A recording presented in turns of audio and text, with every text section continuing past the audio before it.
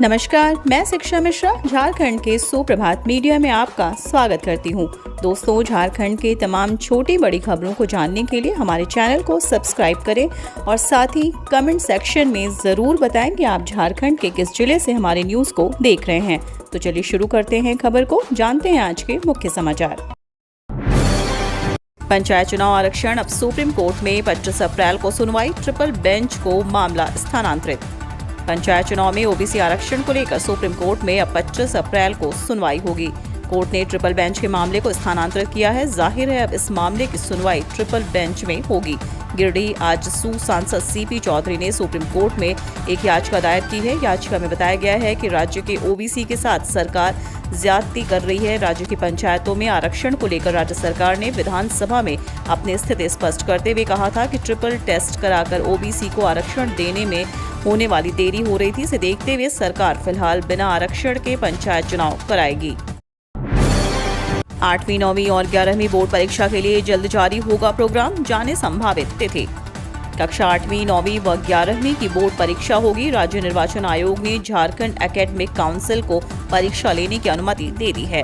इस संबंध में बुधवार को जैक को आयोग को पत्र मिल गया। आयोग ने अनुमति मिलने के साथ ही जैक ने परीक्षा की तैयारी शुरू कर दी है। तीनों बोर्ड परीक्षा को लेकर 1-2 दिनों में प्रोग्राम जारी कर दिया जाएगा। परीक्षा 11 मई से पहले ले ली जाएगी। परीक्षा 3 या 4 मई से शुरू हो सकती है। मुख्यमंत्री ने कहा, किसानों को केसीसी से जोड़ने के लिए सभी प्रखंडों में केसीसी मेला लगाएं। कृषि और किसानों का विकास राज्य सरकार की सर्वोच्च प्राथमिकता है। ग्रामीण अर्थव्यवस्था की मजबूती के लिए किसानों पशुपालकों को सशक्त बनाना जरूरी है। किसानों पशुपालकों के लिए सरकार ने कई योजनाएं शुरू की हैं। इन योजनाओं का बेहतर तरीके से क्रियान्वयन सुनिश्चित हो। मुख्यमंत्री श्री हेमंत सोरेन ने आज कृषि, पशुपालन एवं सहकारिता विभाग की उच्च स्तरीय समीक्षा बैठक में अधिकारियों को ये निर्देश दिए। इस मौके पर किसान क्रेडिट कार्ड, पशुधन विकास योजना, बीज खाद वितरण, कोल्ड स्टोरेज, लैंड टैक्स व्यापार मंडल और सहकारी समितियों के कार्य, जल स्रोतों के पुनरुद्धार आदि से संबंधित योजनाओं एवं कार्यों की प्रगति की जानकारी ली और अधिकारियों को कई निर्देश दिए। झारखंड बिजली विभाग की मनमानी से उपभोक्ताओं को नहीं मिल रहा सब्सिडी का लाभ। बिजली विभाग की मनमानी से उपभोक्ता त्रस्त हैं। हर महीने 10 से 15 दिन की देरी से बिल मिलने के कारण उन्हें सब्सिडी से वंचित होना पड़ रहा है। नियमानुसार अगर विभाग बिल दे तो 1 महीने में 400 यूनिट तक बिजली खपत करने वालों को सब्सिडी मिलेगी। इसकी घोषणा झारखंड सरकार ने की है। अप्रैल 2022 से यह योजना लागू हो गई है। इससे अधिक खपत करने वाले उपभोक्ताओं को 6.25 रुपए प्रति यूनिट की दर से बिजली बिल का भुगतान करना होगा। इधर बड़ी संख्या में उपभोक्ता शिकायत कर रहे हैं कि उनका बिल 30 दिन की जगह पर 40 या 45 दिनों में मिल रहा है। इससे उनकी खपत 400 यूनिट से अधिक दिख रही है, जिससे उन्हें सब्सिडी से वंचित कर दिया गया है और 6.25 रुपए प्रति यूनिट की दर से बिल दिया गया है। अगले महीने से मकान जमीन खरीदना होगा महंगा, सर्कल रेट पर लगेगा प्रॉपर्टी टैक्स। 1 अप्रैल 2022 से धनबाद समेत पूरे झारखंड में प्रॉपर्टी टैक्स वसूली का काम बंद है।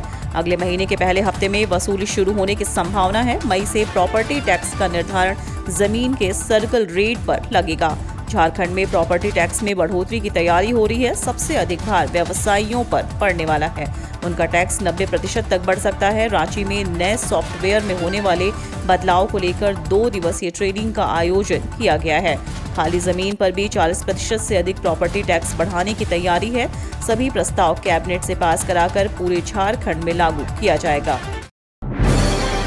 झारखंड सरकार दे रही फ्री कोचिंग, छात्रों का हुआ आईआईटी, बीआईटी और एम्स में सिलेक्शन।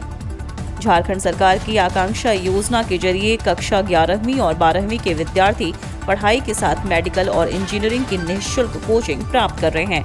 वर्ष 2021 में आकांक्षा से कोचिंग प्राप्त कर जेईई एडवांस में 4 विद्यार्थियों का चयन भी हुआ है। इनमें एक स्टूडेंट का सिलेक्शन आईआईटी में, एक स्टूडेंट का सिलेक्शन बीआईटी और एम्स में एक स्टूडेंट का सिलेक्शन हुआ। सरकार की इस योजना के तहत अब तक 269 स्टूडेंट ने इंजीनियरिंग, 280 स्टूडेंट्स ने मेडिकल की तैयारी के लिए निःशुल्क कोचिंग ली है। रांची रेल मंडल ने शुरू की एक स्टेशन एक उत्पाद योजना, झारक्राफ्ट ने लगाई प्रदर्शनी। केंद्रीय बजट में घोषित एक स्टेशन एक उत्पाद योजना की शुरुआत की गई। जिसके अंतर्गत देश भर के रेलवे स्टेशनों पर क्षेत्र विशेष की खास उत्पादों, स्थानीय कलाकृति, हस्तशिल्प, हथकरघा आदि की बिक्री के लिए चरणबद्ध तरीके से स्टॉल लगाए जा रहे हैं। 25 मार्च 2022 को भारतीय रेल के 19 स्टेशनों पर इस योजना का शुभारंभ किया गया। इसके बाद इसे 69 अन्य स्टेशनों पर बढ़ाया गया। इसकी लोकप्रियता को देखते हुए अब इसे भारतीय रेल के 1000 स्टेशनों पर बढ़ाने की योजना है। आज 1.5 घंटे नहीं रहेगी इन क्षेत्रों में बिजली। गुरुवार को रातू चट्टी को बूढ़म ग्रिड से जुड़ने का काम निर्धारित अवधि में पूरा नहीं हो पाया, इसलिए आज फिर काम होगा। इस कारण 22 अप्रैल को रातू चट्टी सब स्टेशन सुबह 8 बजे से 10 बजे तक बंद रहेगा। इसके कारण रातू चट्टी से निकलने वाली 11 केवी रूरल फीडर, 11 केवी एसबीएल फीडर, 11 केवी मांडर फीडर, 11 केवी रातू फीडर, 11 केवी बाजपुर फीडर बंद रहेगा। इसके कारण रातू चट्टी, दलादली, सौपारण, नगड़ी, बाजपुर, फुटकल, टोली व आसपास के क्षेत्रों में करीब 1.5 घंटे बिजली नहीं रहेगी। यह जानकारी रांची पश्चिमी कार्यपालक अभियंता ने दी है। मधुपुर के नदी घाटों से बालू का उठाव, बिहार व बंगाल में होती है बालू की तस्करी। मधुपुर के नदी घाटों से बालू का अवैध उत्खनन किया जा रहा है। यहाँ प्रतिदिन कई नदी घाटों से सैकड़ों की संख्या में ट्रैक्टर के द्वारा बालू का उठाव कर सुनसान जगहों पर डंप किया जाता है। इसके बाद बड़े बड़े ट्रकों में लोड कर बिहार व बंगाल में तस्करी की जाती है। इस मामले में प्रशासन की चुप्पी कई सवाल खड़ा करती है। 1 साल इंतजार के बाद हटिया डैम फाटक मरम्मत का काम हुआ शुरू। 1 वर्ष के लंबे इंतजार के बाद वर्षों से क्षतिग्रस्त हटिया डैम फाटक गेट का मरम्मती कार्य शुरू कर दिया गया है। गेट की साफ सफाई आदि कार्य किए जा रहे हैं। मरम्मती कार्य का जिम्मा संभाल रही कंपनी सारा मेजरमेंट ले लिया है।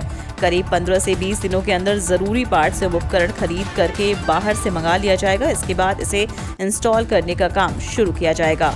जल संसाधन विभाग के अफसर ने दावा किया है कि मानसून शुरू होने के पूर्व डैम खुलने और बंद करने का काम पूर्ण कर लिया जाएगा। इस पूरी योजना में करीब 98 लाख रुपए खर्च होंगे। डाल्टनगंज की कंपनी मंगल सूर्य कंस्ट्रक्शन को काम का जिम्मा सौंपा गया है।